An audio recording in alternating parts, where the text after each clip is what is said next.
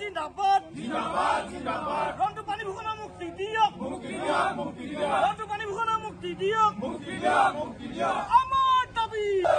জয় আয়ুষ ৰন্টু পানি ভূষণৰ মুক্তি দিয়ক মুক্তি দিয়ক মুক্তি দিয়ক ৰন্টু পানি ভূষণৰ মুক্তি দিয়ক মুক্তি দিয়ক মুক্তি দিয়ক বিৰাচিত অসম জিন্দাবাদ জিন্দাবাদ জিন্দাবাদ তুমি যদি অসমীয়া আমাৰ লগত জয় আয়ুষ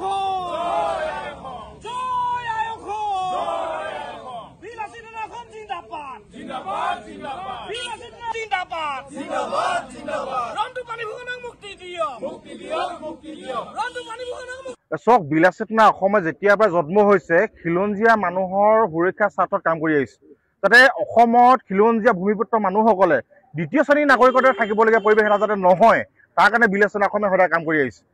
অসমৰ যাতে ৰাজনৈতিক ক্ষেত্ৰত হওক অৰ্থনৈতিক সাংস্কৃতিক বৌদ্ধিক সকলো ক্ষেত্ৰত যাতে অসমৰ খিলঞ্জীয়া মানুহৰ আধিপত্য থাকে তাৰ কাৰণে বিলাসিতা অসমে কাম কৰি আহিছে আৰু সেই কাম কৰিবলৈ যাওঁতেই আমাক চৰকাৰে বিভিন্ন ধৰণৰ কেন্দ্ৰীয় নেতৃবৰ্গ ৰন্টু পানি ফুকন ডাঙৰীয়াকে ধৰি উৎপল দত্ত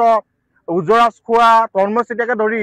অসমৰ বিভিন্ন প্ৰান্তৰ শতাধিক সৈনিকক ভুৱা গোচৰত তেওঁলোকক আটক কৰি ৰাখিছে বিভিন্ন ধৰণৰ ভুৱা য'ত নেকি আমাৰ সৈনিকসকলে তেনেধৰণৰ কাম কৰাই নাই বিভিন্ন ধৰণৰ ধন দাবী অপহৰণ ভুৱা গোচৰত যিটো গুৱাহাটী কাণ্ড হৈ গ'ল সেই কাণ্ডটোত কিন্তু ৰন্টু পানি ফুকন ডাঙৰীয়া গুৱাহাটীতে নাছিলে কি অৱস্থাত তেওঁক আটক কৰি তেওঁক জিলালৈ ভৰাই ৰাখিছে আমাৰ প্ৰশ্ন আছে ইয়াক লৈ অসমৰ মুখ্যমন্ত্ৰী হিমন্ত বিশ্ব শৰ্মা ডাঙৰীয়াই প্ৰত্যেকটো ক্ষেত্ৰত তেওঁ খিলঞ্জীয়া ভূমিপুত্ৰসকলৰ কথা প্ৰত্যেকটো মুহূৰ্ততে কৈ থাকে কোনখিনি খিলঞ্জীয়া মানুহৰ কথা কৈ থাকে কোনখিনি ভূমিপুত্ৰৰ কথা কৈ থাকে অসমৰ খিলঞ্জীয়া মানুহখিনিক সংজ্ঞা কি তেওঁলোকে জানেনে আমি তেওঁক আহ্বান জনাইছোঁ দাবী জনাইছোঁ যে আমাৰ যিসকল সৈনিকক তেওঁ ভুৱাকৈ আটক কৰি ৰাখিছে অতি শীঘ্ৰে মুক্তি কৰি দিব লাগে আৰু তেওঁ প্ৰকৃতাৰ্থত খিলঞ্জীয়া মানুহৰ সপক্ষে কাম কৰিবৰ কাৰণে আমাৰ ফালৰ পৰা এই প্ৰতিবাদী কাৰ্যসূচীৰ তৰফৰ পৰা আমি আহ্বান জনাইছোঁ যদি কাৰোবাৰ চৰকাৰখনৰ সপক্ষে যদি মাত মাতে তেওঁ বাৰবাৰ দিব যদি বিপক্ষে যদি কিবা এটা চৰকাৰখনৰ ভুল নীতিৰ বিষয়ে যদি কেতিয়াবা আঙুলি টুৱাব যায় আজি দল সংগঠনৰ বিষয়ববীয়া হওক আজি কোনোবা সংবাদকৰ্মীসকলে হওক যদি কোনোবাই ভুল কৰে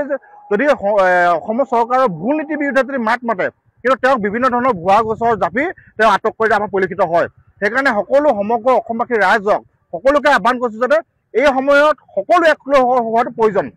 যোৱাকালি NKTV সন্মানীয় সংবাদ কৰ্মীজনক ভাবুকি প্ৰদান কৰিছে কাইলৈ বেলেগ এজনক কৰিব আজি বিবেচনা কৰিছে কাইলৈ বেলেগ এটা সংগঠন কৰিব সকলোকে যদি দমন নীতিমূলক যদি ভাবে সকলো অসমৰ খিলঞ্জীয়া মানুহৰ আধিপত্যত একেবাৰে নাইকিয়া কৰিব বিচাৰিছে সেইকাৰণে হিমন্ত বিশ্ব শৰ্মা ডাঙৰীয়াক কৈছোঁ খিলঞ্জীয়া মানুহৰ কথা প্ৰত্যেকটো মুহূৰ্তত ভাষণত কৈ থাকে কোনখিনি খিলঞ্জীয়া মানুহৰ বিষয়ে কয় তাৰ কিন্তু অসমৰ ৰাইজ আপোনাক চাই আছে 2026 চন পাইছেহি সেইকাৰণে খিলঞ্জীয়া সংজ্ঞাটো লগতে খিলঞ্জীয়া মানুহখিনি যাতে যিখিনি সমস্যা আছে সেই সমস্যাখিনি সমাধান কৰাৰ ক্ষেত্ৰত গুৰুত্ব প্ৰদান কৰক নহ'লে কিন্তু আপোনাৰ চকী ব্ৰহ্মপুত্ৰ গাদীত পেলাই দিবলৈ বেছি পৰ নালাগিব